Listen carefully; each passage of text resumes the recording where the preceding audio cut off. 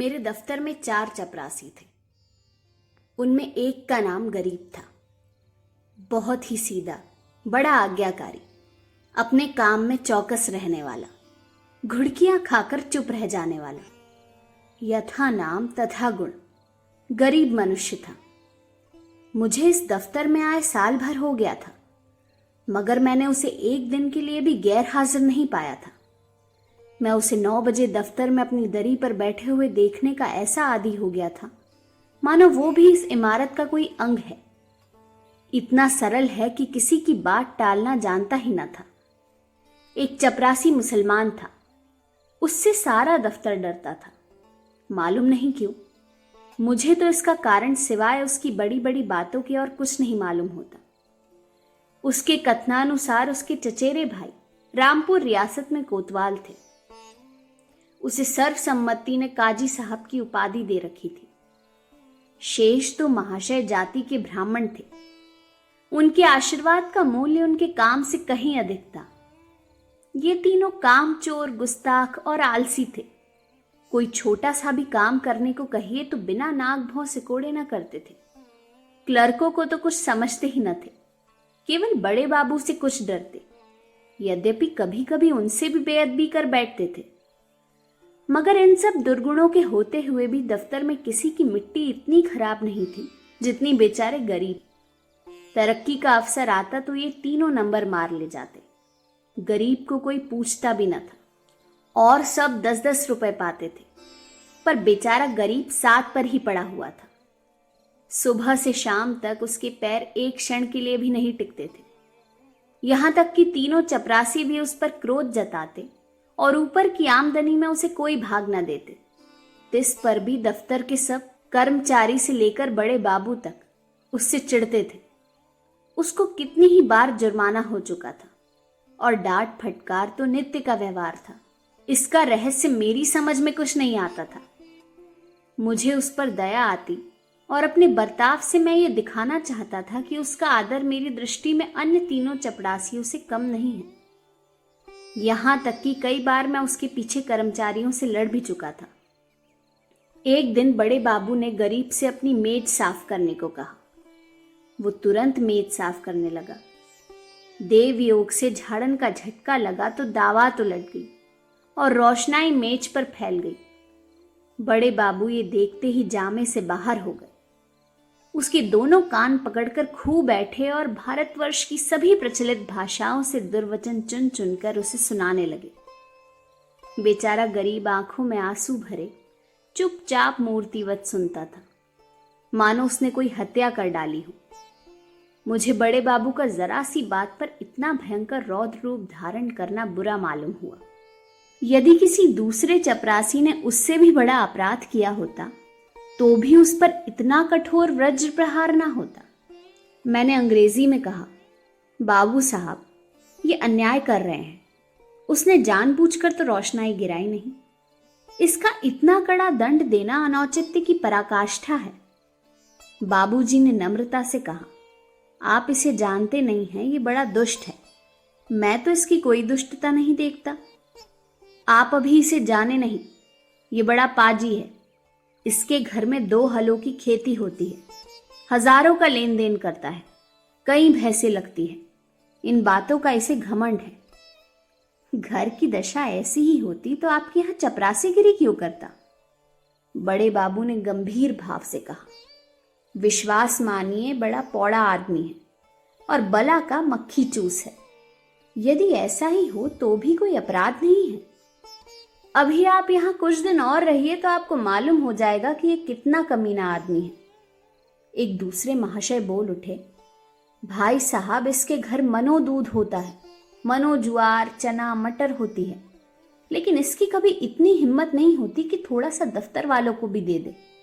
यहाँ इन चीजों के लिए तरस तरस कर रह जाते हैं, तो फिर क्यों ना जी जले। और ये सब कुछ इसी नौकरी के बदौलत हुआ है, नहीं तो पहले इसके घर में भूनी भांग तक ना थी। ये कोई बात नहीं, उसकी चीज है, चाहे किसी को दे या ना दे। मैं इसका मर्म कुछ कुछ समझ गया। बोला, यदि ऐसे तुच्छ हृदय का आदमी है तो वास्तव में पशु ही है। मैं ये न जानता था। अब बड़े बाबू भी खुले, संकोच दूर हुआ। बोले, इन बातों से उबार तो होता नहीं, केवल देने वाले की सहृदयता प्रकट होती है। और आशा भी उसी से की जाती है जो इस योग्य है। जिसमें कुछ सामर्थ्य ही नहीं, उससे कोई आशा भी नहीं करता। नंगे से कोई क्या लेगा। रहस्य खुल गया। बड़े बाबू ने सरल भाव से सारी अवस्था दर्शा दी। समृद्धि के शत्रु सब होते हैं, छोटे ही नहीं बड़े भी। हमारी ससुराल या ननिहाल दरिद्र हो तो हम उससे कोई आशा नहीं रखते, कदाचित हम उसे भूल जाते हैं। किंतु वे सामर्थ्यवान होकर हमें ना पूछें, हमारे यहाँ तीज और चौथ ना भेजें, तो हमारे कलेजे पर सांप लौटने लगता है। हम अपने किसी निर्धन मित्र के पास जाएं तो उसके एक बीड़े पान पर ही संतुष्ट हो जाते हैं। पर ऐसा कौन मनुष्य है जो किसी धनी मित्र के घर से बिना जलपान किए हुए लौटे और सदा के लिए उसका तिरस्कार न करने लगे। सुदामा कृष्ण के घर से यदि निराश लौटते तो कदाचित वे उनके शिशुपाल और जरासंध से भी बड़े शत्रु होते। कई दिन पीछे मैंने गरीब से पूछा, क्यों जी, तुम्हारे घर में कुछ खेती बाड़ी होती है? गरीब ने दीन भाव से कहा, हाँ सरकार, होती है। आपके 2 गुलाम हैं, वही करते हैं। मैंने पूछा, गाय भैंसे लगती हैं? हाँ हुजूर, 2 भैंसे लगती हैं। गाय अभी गाभिन है। आप लोगों की दया से पेट की रोटियां चल जाती हैं। दफ्तर के बाबू लोगों की कभी कुछ खातिर करते हो? गरीब ने दीनता पूर्वक आश्चर्य से कहा, हुजूर, मैं सरकार लोगों की क्या खातिर कर सकता हूँ? खेती में जौ, चना, मक्का, ज्वार, घास पात के सिवाय और क्या होता है? आप लोग राजा हैं, ये मोटी झोटी चीजें किस मुंह से आपको भेंट करूं?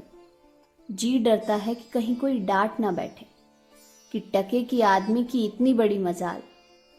इसी मारे बाबूजी कभी हियाव नहीं पड़ता, नहीं तो दूध दही की कौन बिसात थी। मुंह के लायक बीड़ा भी तो होना चाहिए। भला एक दिन कुछ लाके दो तो देखो लोग क्या कहते हैं। शहर में ये चीजें कहाँ मुयस्सर होती हैं। इन लोगों का जी भी तो कभी कभी मोटी झोटी चीजों पर चला करता है। जो सरकार कोई कुछ कहे तो, कहीं साहब से शिकायत कर दे तो मैं तो कहीं का ना रहूं। इसका मेरा जम्मा है, तुम्हें कोई कुछ ना कहेगा। कोई कुछ कहेगा भी तो मैं समझा दूंगा।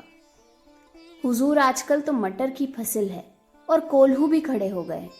इसके सिवाय तो और कुछ भी नहीं है। बस तो यही चीजें ले आओ। कुछ उल्टी सीधी पड़ी तो आप ही को संभालना पड़ेगा। दूसरे दिन गरीब आया तो उसके साथ 3 हष्टपुष्ट युवक भी थे। 2 के सिरों पर 2 टोकरियां थी, उनमें मटर की फलियां भरी हुई थी। एक के सिर पर मटका था जिसमें ऊख का रस था। तीनों युवक ऊख का एक एक गट्ठा कांख में दबाए हुए थे। गरीब आकर चुपके से बरामदे के सामने पेड़ के नीचे खड़ा हो गया।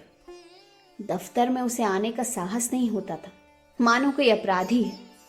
वृक्ष के नीचे खड़ा ही था कि इतने में दफ्तर के चपरासियों और अन्य कर्मचारियों ने उसे घेर लिया। कोई ऊख लेकर चूसने लगा। कई आदमी टोकरों पर टूट पड़े। इतने में बड़े बाबू भी दफ्तर में आ पहुंचे। ये कौतुक देखकर उच्च स्वर से बोले, ये क्या भीड़ लगा रखी है, चलो अपना अपना काम देखो। मैंने जाकर उनके कान में कहा, गरीब अपने घर से ये सौगात लाया है, कुछ आप लीजिए, कुछ हम लोगों को बांट दीजिए। बड़े बाबू ने कृत्रिम क्रोध धारण करके कहा, क्यों गरीब, तुम ये चीजें यहां क्यों ले आए? अभी लौटा ले जाओ, नहीं तो मैं साहब से कह दूंगा। क्या हम लोगों को मरभुक समझ लिया? गरीब का रंग उड़ गया, थर थर कांपने लगा। मुंह से एक शब्द भी नहीं निकला। मेरी ओर अपराधी नेत्रों से ताकने लगा। मैंने अपनी ओर से क्षमा प्रार्थना की। बहुत कहने सुनने पर बाबू साहब राजी हुए। अब चीजों में से आधी अपने घर भिजवाई, आधी में अन्य लोगों के हिस्से आए। इस प्रकार यह अभिनय समाप्त हुआ। अब दफ्तर में गरीब का मान होने लगा। उसे नित्य घुड़कियां ना मिलती थी, दिन भर दौड़ना ना पड़ता, कर्मचारियों के व्यंग और अपने सहवर्गियों के कटु वाक्य न सुनने पड़ते। चपरासी लोग स्वयं उसका काम कर देते। उसके नाम में थोड़ा सा परिवर्तन हुआ। वो गरीब से गरीबदास बना। स्वभाव में भी कुछ तब्दीली पैदा हुई। दीनता की जगह आत्मगौरव का उद्भव हुआ। तत्परता की जगह आलस्य ने ले ली। वो अब कभी कभी देर से दफ्तर आता, कभी कभी बीमारी का बहाना बनाकर घर बैठा रहता। उसके सभी अपराध अब क्षम्य थे।